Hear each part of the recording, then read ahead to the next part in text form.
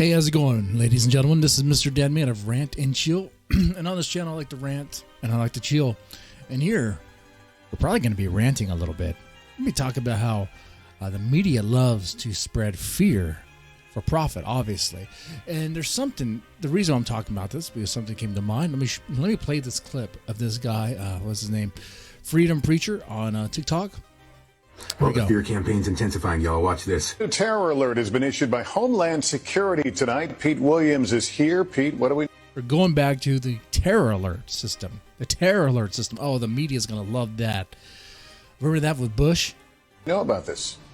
Well, DHS says this new terrorism advisory is not based on any actual threats or plots. Pause. So this advisory, this terrorist threat advisory, is not based on any actual plot. Okay. So it's based off of nonsense and bullcrap? What? But it says there's a rise in anti-government rhetoric. Some of it is... anti-government rhetoric is dangerous. This is America. We have freedom of speech. We are allowed to vocalize our disdain towards the government. We're allowed to do that. And if you don't like it, who cares? I don't care about your feelings. If you're a politician, if you work for the government and you don't like that I make fun of you or that I have a bad opinion of you, very negative opinion, and think that some of you guys are better off playing in the middle of traffic, then maybe you should reflect on why that is. Right? Right? Opposition to COVID public health rules like mask and vaccine measures. So if you question the mask mandates, now you're anti-government and you are a potential terrorist? What? That's insane. Some calls for violent action are based on claims of election fraud or a belief that... Oh, claims of election fraud. There's stuff that's been found that I can't even talk about. That's how bad it is. You can't even talk about it. And you know it's true when you can't talk about it. When the powers that be do not allow you to talk about the stuff that they have done, uncover their truth, their dirty secrets, when they shut that up, there is a reason for that. There is a reason why they're in cahoots with Facebook and Twitter and YouTube, and they will shut any sort of opinion that goes against the narrative, so to speak. I know it sounds like conspiracy theorists, but it's true. That one doctor very, very recently had some had to voice his concerns, his thoughts, his opinions, his facts, drop down facts in front of a school board. It's hard to find that video because it's not preaching Dr. Fauci. I'm telling you, man, believe the science, trust the science has become a religion anymore. We can do a rant about that. Trust the science, believe the science, but only when it's convenient. And yes, it does apply to the left. They trust the science, believe the science when it comes to masks, but they don't trust the science or believe in science when it comes to sex and gender. They don't believe that science. They don't care anything about that science. They don't care about the decades of science that came before where, that's a whole other subject. We'll get into that in another video maybe. But here we're talking about how the media likes to spread fear. And it's easy. It's obvious why it is. Fear sells. If you're afraid, oh man, you're going to tune in more. You're going to tune in more. CNN needs a boogeyman. And they don't have Trump anymore, so they desperately need something. And they're doing this thing.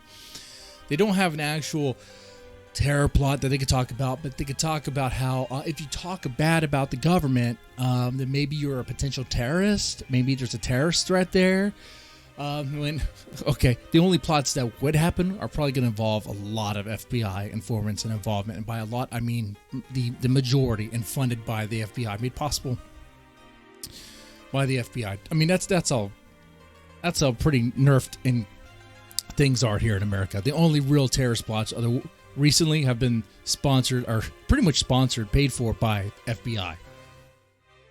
Donald Trump can be reinstated, and DHS says the coming 20th anniversary of the 9/11 attacks and religious holidays later this year could be catalysts for violence. The last terror... Could be. They have no idea what they're talking about. They're just like, it could be 9/11 could be a problem. People who not liking masks, that could be a problem. The real problem is going to be when school year starts again and the parents find out what the kids are being taught and what's happening at the school. Those moms are going to freak out, and then you're going to get some blood in the streets. And that's not hyperbole. That's pretty likely. Don't piss off moms. Do not piss them off, right? Advisory was issued in May. It expired today. This new one says domestic extremism remains a threat priority, Lester. All right, Pete, thank you. Oh, yeah. Thanks, Pete. I don't know about y'all, but I feel so much safer now that I've been downloaded with the official Biden terrorism advisory. What a fraud. Notice. Totally fraud. And I believe, and I agree with that with Freedom Preacher there. But like I said, the reason I'm talking about this is, of course, it's just one example, one of many, where the media, and you can say mass media, you could pretty much say any news outlet, even YouTubers do this thing, where they like to spread fear for clicks, for revenue. That's what it is, for clicks and revenue. If they could put in your head that there's that the world's going to crap, and in a way it is, right? Have you be alarmed by terror threats that may not even exist. Then you will tune in more. You want to know what's going on. Maybe these people know what they're talking about. Maybe they have the intel that someone else doesn't have. Even Tim Pool does this when he talks about the upcoming civil war. Is there going to be a civil war? If there is one, we're already in it, and it's kind of like a Cold War, soft civil war. I mean, it's culture more like it. But you know what? The reason why he highlights it over and over again, maybe to warn people, I suppose, but I see it more like, it brings in clicks. We can just talk about that. People tune in more. Oh man, what's going on here? There's a reason why he also sells the survival buckets. I'm not necessarily calling him a grifter, but when you, just like everybody else, a lot of people, when they spread fear a lot, they talk about things that are going to alarm people quite a bit. Oh my God. It's to spread it's to pretty much gain clicks, and the clicks is good for ad revenue. Advertisers, they love that stuff. So yeah. I mean, see, here's where I'm at. I don't believe anything the media says.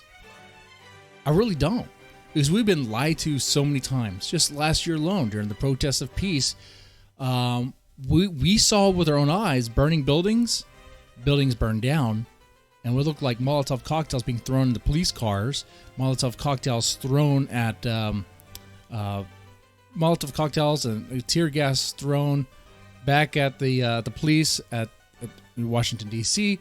We saw something that didn't look like a peaceful protest, but looked more like a riot and an insurrection, if you want to call it that. I mean, you had Antifa, BLM literally taking blocks of Seattle, claiming it as their own. Okay, all right. And in January 6th, what happened was some MAGA morons, they went into the building, they trespassed. I mean, compared to what Antifa and BLM did all summer long, it doesn't even compare. It doesn't even compare at all. What BLM and Antifa did, if you're going to be honest, was like turn their cities into war zones. What they did with the Capitol was tag it and maybe break some stuff. Okay, I'm not too worried about that, and I also don't care. All those swamp monsters and creatures, I mean, you could just drain that swamp. It should have been drained a long time ago. But But because that didn't happen the way the media wanted it to happen, they want to spread the fear even more. They want to hype it up, make it seem like it's something that it's not. They don't want you to believe your eyes. This is how crazy the media is getting on this stuff. They don't want you to believe your own freaking eyes. I streamed that event. I saw Baked Alaska on Nancy Pelosi's phone. But I mean, it wasn't anything compared to what BLM and Antifa did. I mean, I saw what Antifa and BLM did on the Capitol protests of peace. I also saw somebody there fully clad in black, speaking Mandarin, which was very suspicious and very weird. It was some crazy stuff, really intense stuff. Man, but they don't want you to believe your own freaking eyes. Don't believe your eyes. Don't believe your eyes. Just believe what the media says. Trust us. We're trusted news outlets. Don't worry about anybody else. Don't worry about your own thoughts and opinions, because they're probably wrong, because you don't have all the facts. Just believe us. shut up and just sit down and just consume everything we say. I'm not going to do that again. That happened during 9/11.